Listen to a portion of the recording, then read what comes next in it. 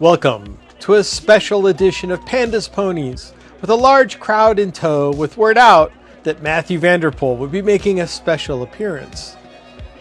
I'll be giving some background about the ride as we go, but for starters, the route swings around Griffith Park, going over Mount Hollywood, dipping down by Trails Cafe before heading back up to Griffith Observatory. But the focus is this 3¼ mile climb. I'll get in more depth as we approach. The ride normally starts at 6:35, but when there's a 3-time Paris-Roubaix winner supposed to arrive, you might wait a few minutes. The ride partially gets its name because it starts off right next to the pony rides, which we're probably a little too old to take advantage of, but also for John Hermoso, who put together this ride, but unfortunately in April of 2022 died in a head-on collision biking down from Camp 9. Now, I live in the San Fernando Valley and I normally put up ghost bikes, and I had gone up there a couple weeks after and put up one in his memory, and people have been still taking care of it. So if you're ever on the way down, stop and take a moment. Now, you'll see a lot of locals out for this ride, and today's a little bit different. When you've got Mathieu van der Poel, who you could make an argument for being the best rider in the world. There's Tade too, but being a road world champion, a mountain bike, a cyclocross, and the gravel, currently, we'll see if he will come back and try and retain that title. That is a lot of different skills thrown into one rider that's really special.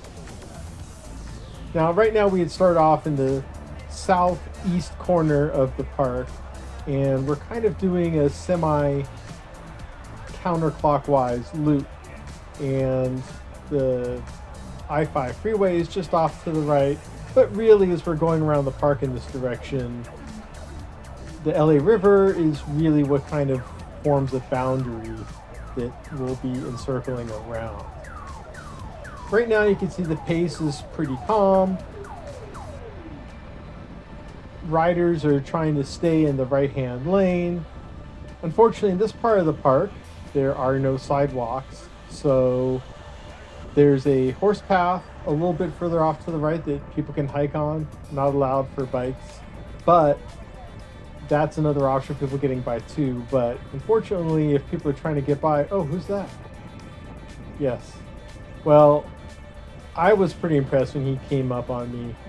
Not necessarily just because of who he is, but you could just kind of see with the bike handling skill, especially in a pack like this, and people's wheels not being in the right spot, the confidence.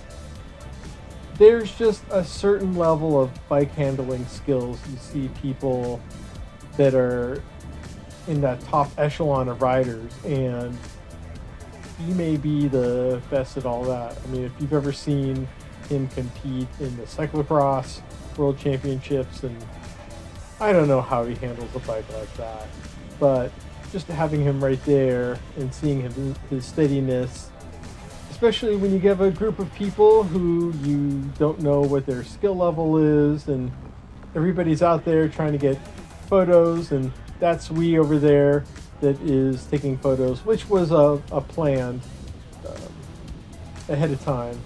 But you could tell everyone wants to get close by to him. Now, we still have some strolling along here because from the start, it's about 4 miles until we reach that first segment, and we're approaching the golf course. This is Harding and Wilson on both sides. This hour, there's not a lot of traffic in the park.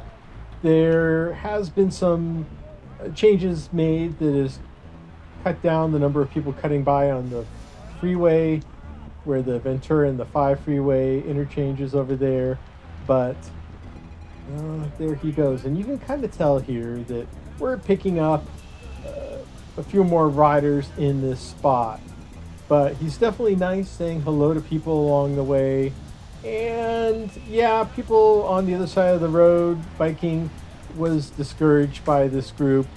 Couldn't totally keep people off from doing that, but I was glad that a lot of people were very vocal and trying to keep people in line. And you can see here comes a car.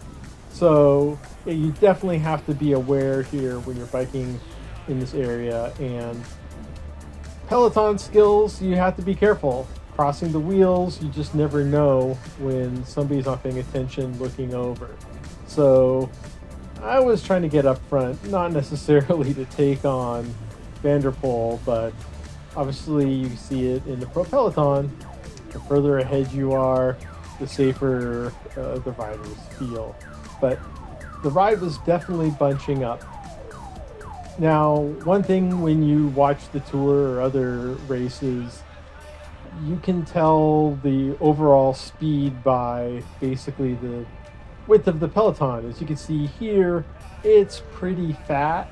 And so even though we're going above 20 miles an hour here,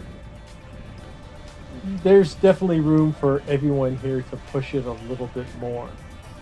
So that's another spot of caution in the wind, and you can tell people are still moving up, not necessarily just to see him, but also to position themselves for the climb. Now over here we are approaching the LA Zoo, which actually used to be back behind about a mile back, but this area actually used to be an airfield. As in the San Fernando Valley, there were a lot of airfields for World War II for building warplanes and testing, and this was one of the many sites. But obviously, as the war died down, the park took on a different meaning here, and it's an excellent zoo. Now, we'll soon be coming up on the Gene Autry Museum up here on the right, but let me tell you a little bit about the segment before we get there. First of all, yes, it is 3.25 miles climb, and it's about 5%, but it's a fun climb in that it's inconsistent, and if you have ridden it a few times, like I have, you know where to push it. Now, I have not gone full gas up this climb in a very long time. Fortunately, years ago, I put in a really good time, under 14 minutes. I think 15 minutes is where you start getting respect, but I had no illusions that I would be getting up to that speed. But definitely wanted to kind of see where I'm at. Oh, there's Adrian over there. But I didn't know if people would be going extra hard because he's there. I would hope not, but I think whenever you've got a pro cyclist into especially one of his caliber, anything kind of goes. Now, it's a tricky climb in that you can kind of like divide it into three parts where it builds up, gets a little pitchy, and then the middle part flattens out. But then once again, it crescendos all the way to the top. So you really have to make sure that you don't lose energy quickly, because if you're not familiar with the road itself, it can really come up on you unexpectedly.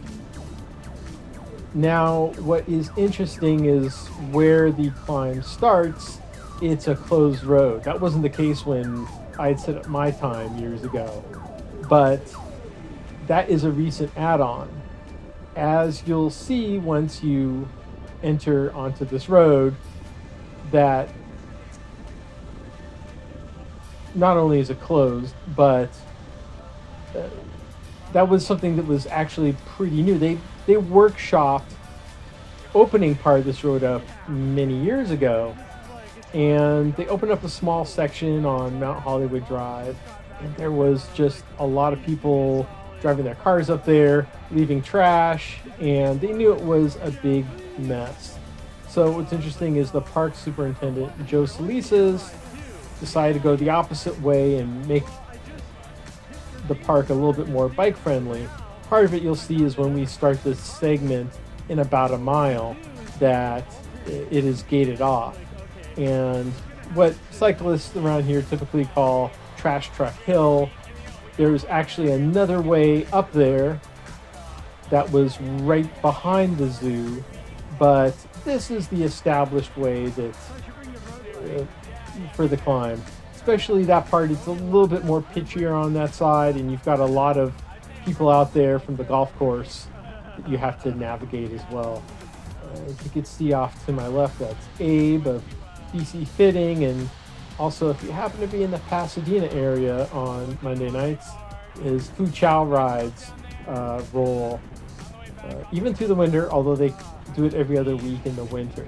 But nonetheless, I will make it out to that. So now we are entering the Travel Town area, and we don't have more than a couple of minutes before we get there, probably even less. And that's why you can see people are positioning their way in. And on the right, it's kind of a bike lane, but also parking. So you have to keep your head up there. And right in front of me is Justin Williams. You can see by the Red Bull helmet. If you don't know him, he definitely, his accolades in criterium racing is well known, and that helmet is pretty well earned.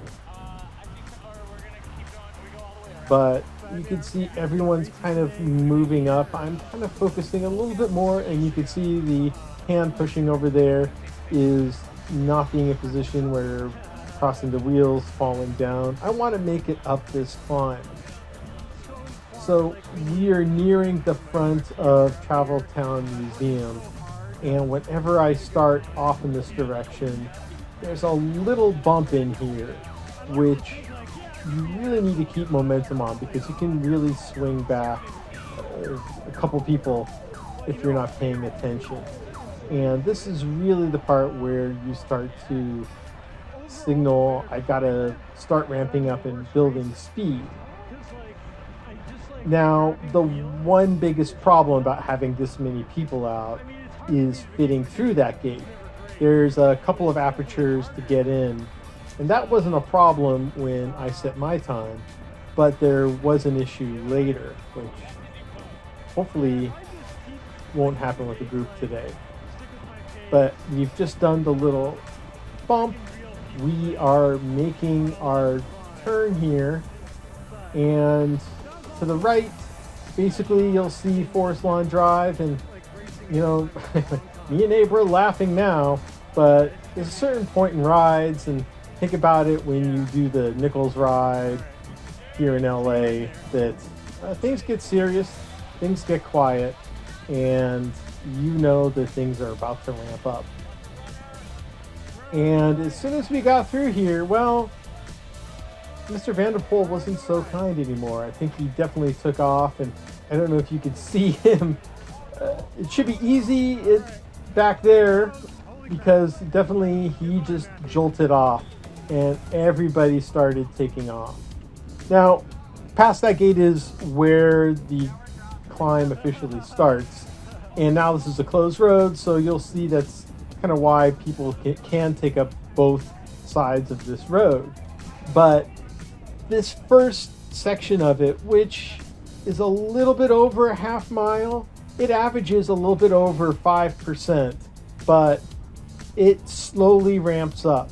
And if you really try and maintain this effort and level of speed, it will eat you up, because you don't notice it pitching up. And you can see, like right up here, it looks like it's just a little, but at some point it gets to be about 8% right as you finish it off.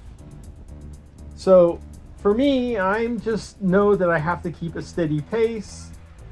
Don't burn off too easy, because you know, the first mile here, a little bit more than that, is a really big effort that ramps up.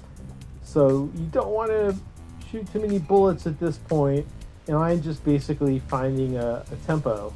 And for the most part, I'm passing people, which Okay, that's great. This is actually the first time on my road bike this year, and you may hear some issues coming up. That I started off this climb in the big ring, but I'm trying to shift into the small ring. And it's one of those things, like when I don't ride this bike for a long time, the shifters get a little cold and they just do not want to shift over until I just keep going at it and going at it. So at some point I was able to go into the small ring here, but this is a climb where you don't have to stay in the small ring the whole time, as you'll see later on.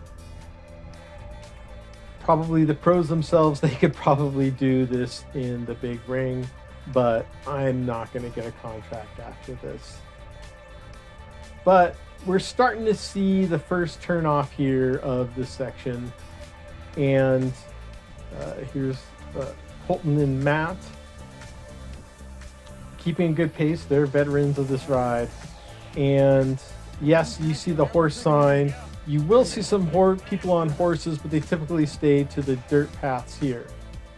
Now, this turn onto Mount Hollywood Drive, when I did it, because this road that I was just on was open, the gates were closed, and you'll see you'd have to go around on the dirt. So that adds a few seconds having to navigate that. But what's kind of nice as a group of this size is that you know that you can cut corners a little bit, because people should be calling out if anyone's coming down. And as I make my gains and get past people and things start to thin out, it's something I definitely become more aware of without people in front of me. But this section here, it's about 3/4 of a mile once you turn on to Mount Hollywood Drive.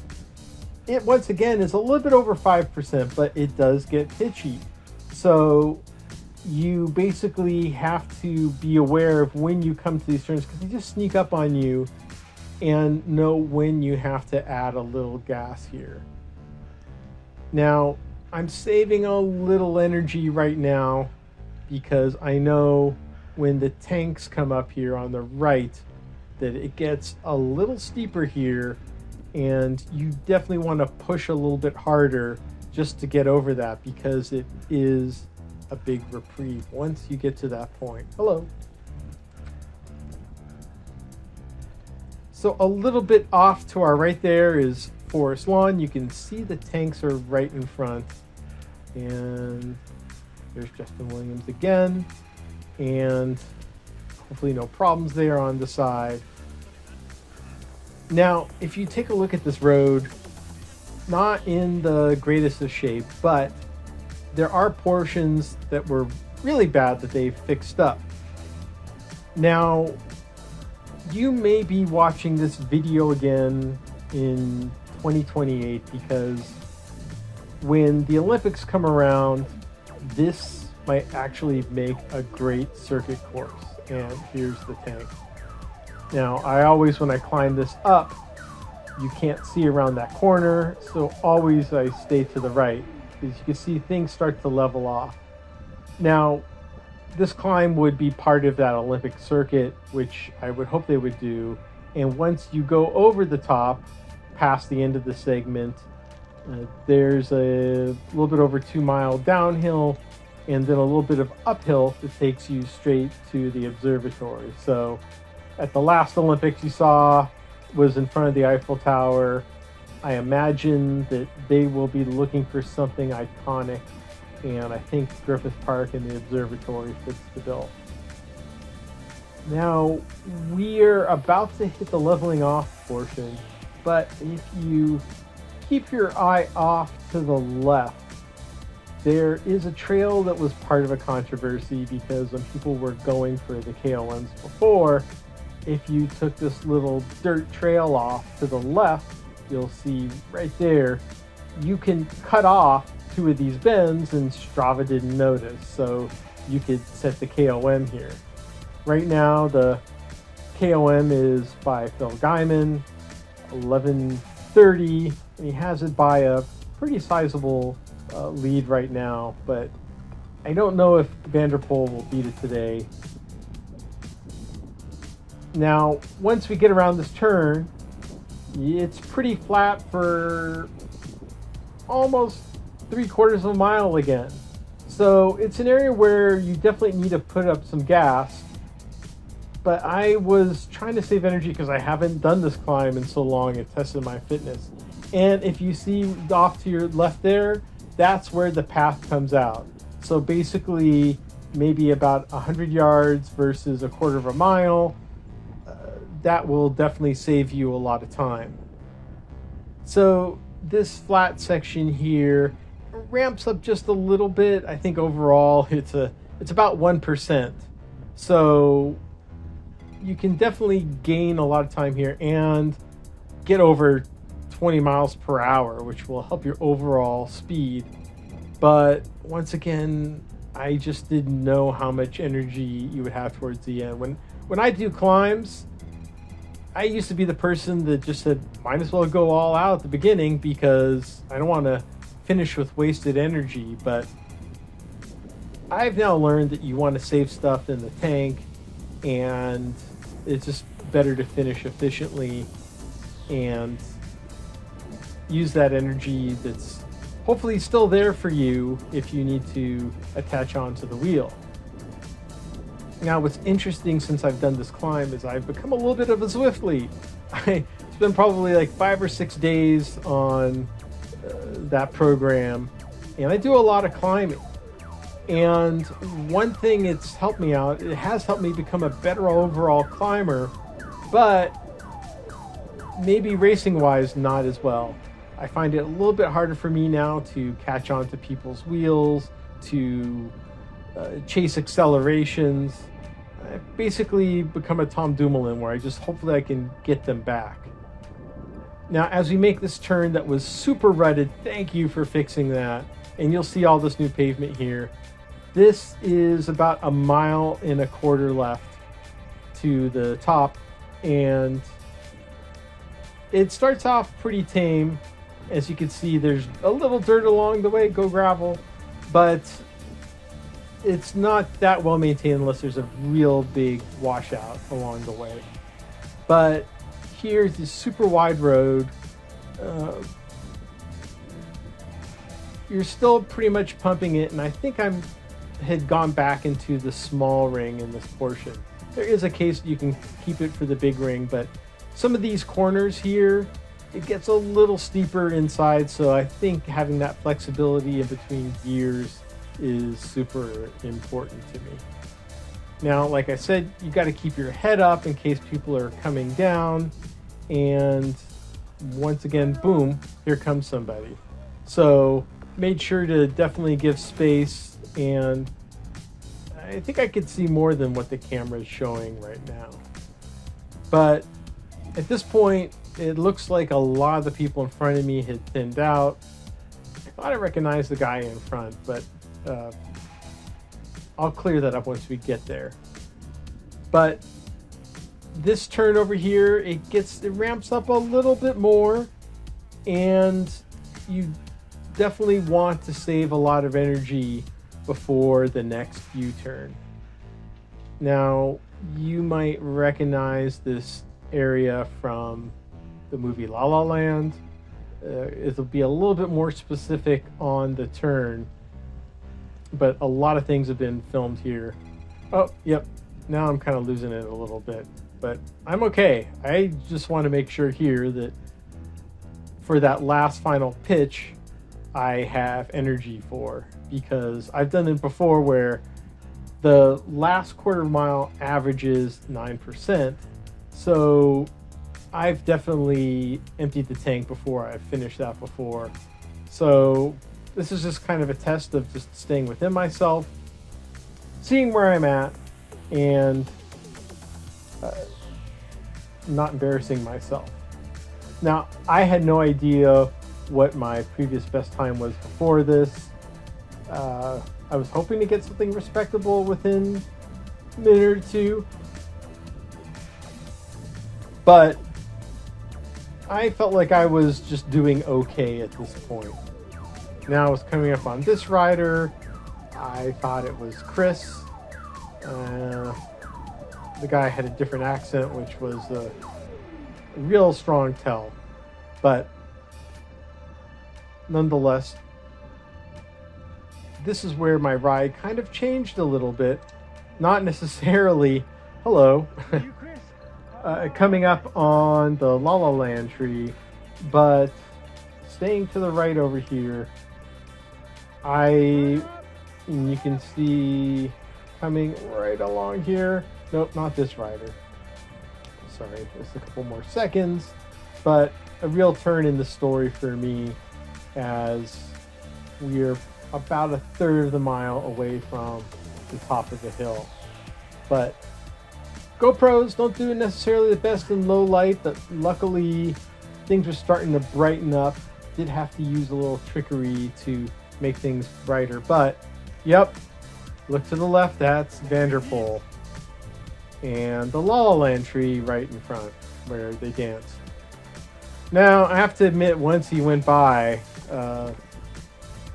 kind of lost a little luster. I was like hoping that he would be at the top. Wasn't quite too sure if he was coming back, doing hill repeats, but I kind of took the gas off a little bit at this point. And you know, this is the 9% section. If you look up on Strava, it's called the 3B something, rhymes with witches. It's definitely pretty pitchy, and you have to be careful. Always seems like my helmet gets super sweaty at this point and is dripping all over the place once I get here. It's also a little bit ruddy, but you have to be super aware too, because there's always riders coming down, and you do want to take the shortcut to try and get there sooner, but you always have to stay aware of other people coming. So I think it's called the 3 you-know-whats because of the number of turns that are coming through here. I always find it harder on climbs when you can't see the end. You keep thinking there's just one more turn when there's not. But I'm pretty familiar with this, and I knew we had a little bit more before getting there. Normally it takes somewhere around 2 minutes to get to this point, but once again, thankful that they had repaved this section of the road. I don't know when they will do the whole thing, but that will be something they take care of if the Olympics do come. I imagine, especially on the descent, which is ruddy and always carrying a lot of dirt. So here we go. We are making our way up across the top. I could have sprinted, but when I got home, I was pretty surprised to see that my time was just around the magic 15-minute mark. So I was pretty impressed for someone who hasn't really gone out on the road bike like this before. Anyways, most of the people continued down to Trails Cafe, but I had to head home for a dog I had to tend to before the odor in our house changed. But it was fantastic to see I would say the greatest gravel cyclist in the world come out and join us. And definitely a fun ride, and motivates me to, who knows, see what I can do again. Anyways, if you'd love to support our adventures, please visit our shop. Support us on Patreon so we can bring you more from the State of Dirt.